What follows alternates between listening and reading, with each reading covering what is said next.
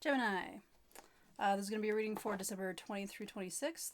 I've pulled some cards for you already, and let's dive in. Gemini, this feels a little heavy. I'm not going to lie, it feels a little, it does feel like a romance reading, kind of. Or partnership reading, what have you, whatever that might be to you. So in the center energy here, Gemini, we have the Ten of Wands. Immediately crossed by the Three of Swords. And this just feels heavy, bud. So it feels like a heartbreak for you. You know, maybe you're guilty. You feel guilty about a heartbreak that maybe you feel that you put on somebody else, but it feels more like you. This feels like you. It is a general reading, right? So it can go both ways, obviously.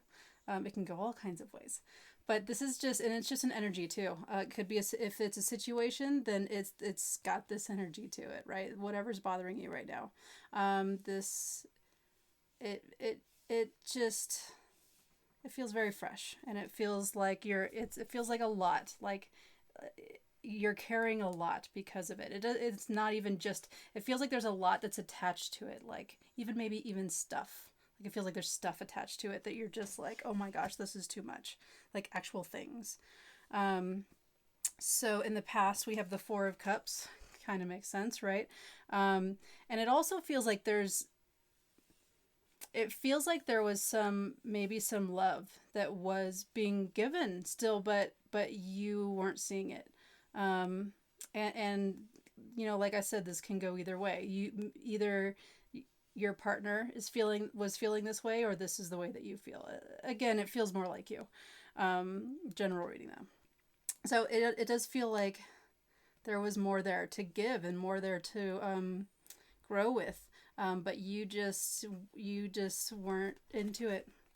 But now it's causing you this burdened heartbreak feeling that is overwhelming.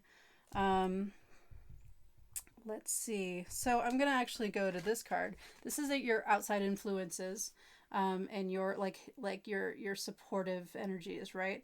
And jumping straight from here to here, then to the heartbreak. This feels like, and this is your supportive energies, right? Your hidden, your outside influences, rather. And it feels like that energy is still there, and it's actually supportive. And it almost feels like you're torturing yourself here, and you're taking on a lot more than you need to, because it feels like this energy is still here.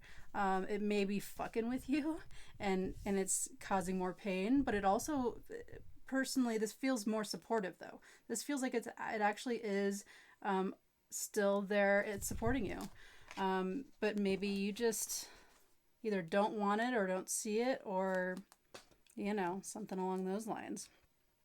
What the reading is really about is the Chariot. So it almost feels like you're using all of that stuff, that heartbreak stuff, you know, ignoring the supportive energy that's still there and all that stuff, because what it's really about is something else. It feels like you're using all of that stuff as an excuse to not tell people what you really want to do, and where you really want to go, and what you really want to pursue. Maybe you think that having a partner won't allow you to pursue the thing that you want to pursue, whatever that hidden energy is. What you think is going to happen is that you're going to be able to handle this heartbreak heavy stuff, this torturing yourself, while also doing whatever you want to do. Here, whatever this is about for you. It feels like you think what you think is going to happen. This card is just what you think is going to happen. Usually it's not what actually happens. So what you think is going to happen is that you're going to be able to have the heartbreak and also do the thing. But what's actually going to happen is you are going to need to rest. You're going to need to put the burden down. You're going to need to work through this. And the way that you do that is whatever your practice is for you, right? Whatever the thing is that makes you stop thinking, like focusing on your breath, doing mantra, lots of other things that I don't know about. Whatever your thing is what's going, and it's these two together are telling me that it's you have to rest, you have to recover after this. You can't just dive right in. It's not going to work. This also, so this card here is what you can't do, and this is the Knight of Swords, and that goes along with that Chariot energy too, and that you can't just run after it and start doing all the things that work for you and not for anybody else. You need to take a minute and do some practice and go within. You need to do this kind of practice before you do anything that looks like this. And in the outcome we have the Eight of Wands. So after all of this mess, it seems like what's going to happen is you are going to do that. You are going to get that space where you can heal. So after all of this, something is going to change, and something is going to get shaken up, and something is going to like come in, and you'll probably be able to do your chariot move, whatever the heck that is for you. It feels like it's going to happen.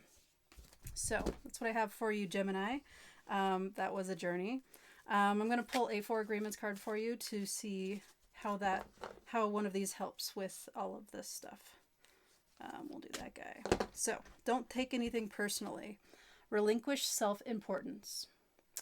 Personal importance, or taking things personally, is the maximum expression of selfishness, because we make the assumption that everything is about me.